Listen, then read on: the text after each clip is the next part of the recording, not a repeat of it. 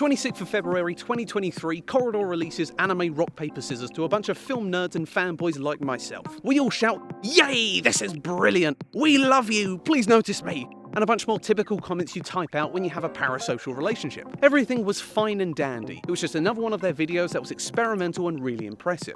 Except it wasn't fine and dandy at all, because they poked a hornet's nest filled with thousands of lonely fellas armed with asthma pumps and replica saws from one of their favourite animes that they'll go into far too much detail explaining while they corner you at a convention. Something you should know about anime fans is they can be a little bit extreme. The most radical of the group would go as far to say anime can only come from Japan. If it's from anywhere else, it's just a bunch of lines, colours and bullshit. Now with this point of view in mind, and really thinking about how people can get a bit heated over something silly, let's have a look at what was so controversial about the video.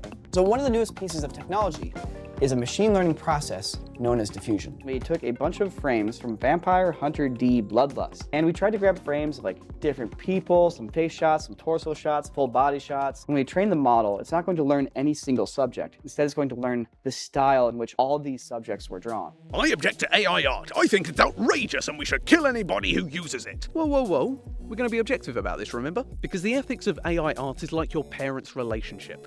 It's complicated. The main argument is that it's stealing, and for that we'll look at standalone images to make things a little simpler. This is me attempting to draw a cat, and it looks so bad that it could be hung up in the Tate Modern without anyone raising an eyebrow. I then got DALL-E 2 to do a hand-drawn image of a cat, and it gave me these four, which don't look very good, but that was simply down to the description I gave it. It looks shit because most hand drawings look shit, since pretty much all of us haven't held a pen since being in school, and now gripping one for a minute gives you cramp. But the point I want to get at is my drawing is more derivative than what the AI made, because I was just going off shitty drawings that I learned as a kid, and I was taught to use a template of sorts. We all think of creativity as creating something from nothing, but that's not how it works. Just imagine being an alien that has no contact with humans. And for the anime fans I bullied earlier, this will be very easy for you. You've just been given 100 paintings, all completely different with different styles, then you're asked to make your own one. You're going to copy parts of each of them because to you that's what a painting is, and you might go as far as putting in a signature because that's what artists do. What about Tarantino films, as he creatively steals from other films? He says it himself, saying, "I steal from every movie ever made." He takes scenes he likes and merges them together, creating something new.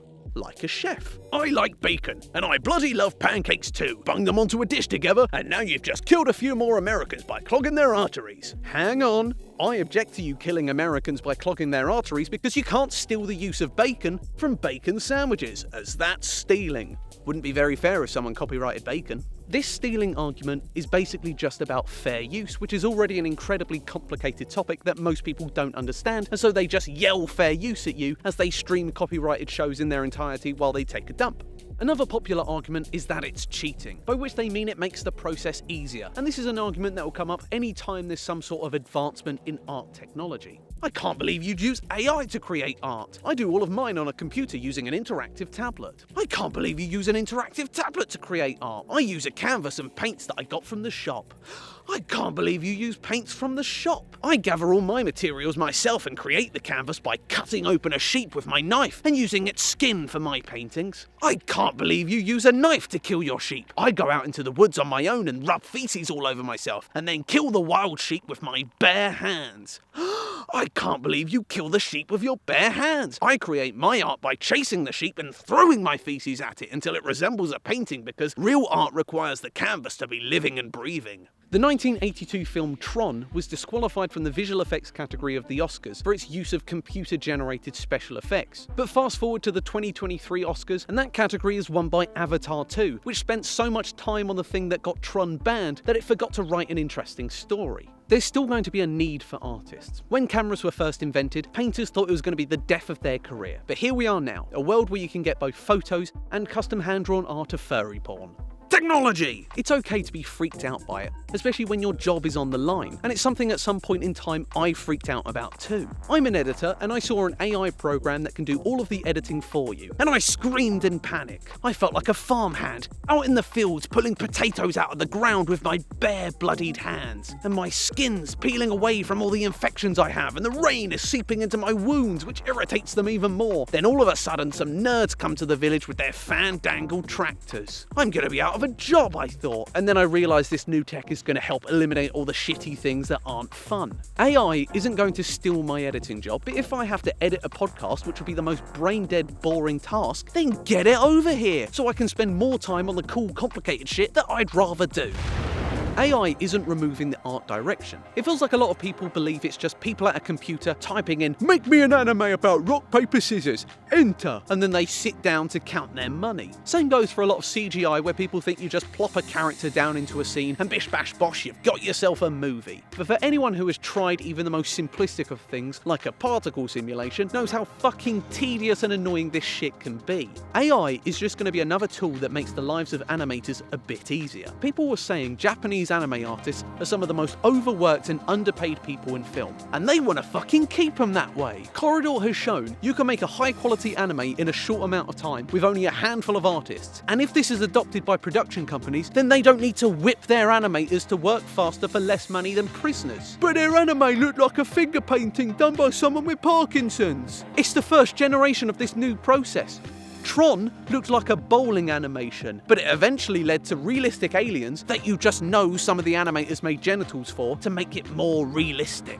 12th of August 2023, Corridor released a sequel that not only played a lot smoother, but was also trained on artwork that they paid for. It looks too cartoony and not like an anime! Oh my god! This right here is why I thought it was necessary to rip on the anime fans as much as I have, because a lot of them deserve it for being such arseholes. Also, it comes from a place of love, as I think anime is fucking sweet. It's all just blood and shouty emotions, which are some of my favourite things to watch, and then the big titties come out and I have to stop watching it in the living room. People like Ludwig were saying Corridor got so much hate because they were being so high and mighty about what they made. Did we just change animation forever?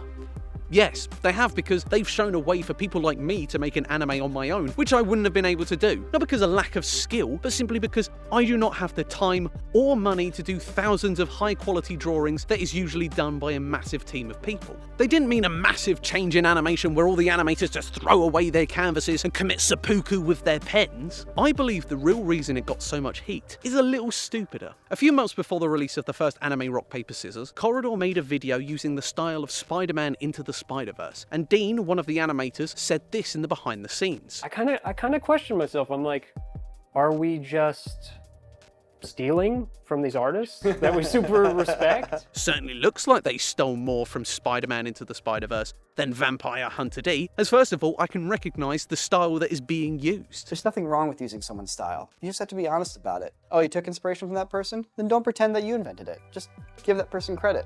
And there we have it. They just weren't upfront enough, so it felt like they were trying to trick people. Spider-Man video was obvious with its style copying, so it's a parody. But here, it's a little more subtle, and the only way you'd be able to know which of the almost identical animes it uses as reference is by watching the behind the scenes. This situation is a little like having a pervy colleague. You go to work and this colleague is saying creepy shit, but because they're so openly perverted, it just sort of seems normal and you get used to it. That's the Spider-Verse video, but the anime rock, paper, scissors is that nice person in the office who one day overshares a little.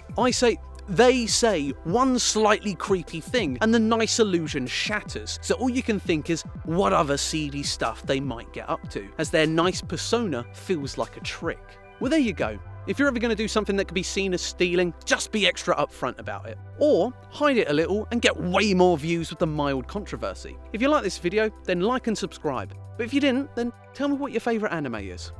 I promise I won't do anything with it. Fucking mosquitoes! Fuck!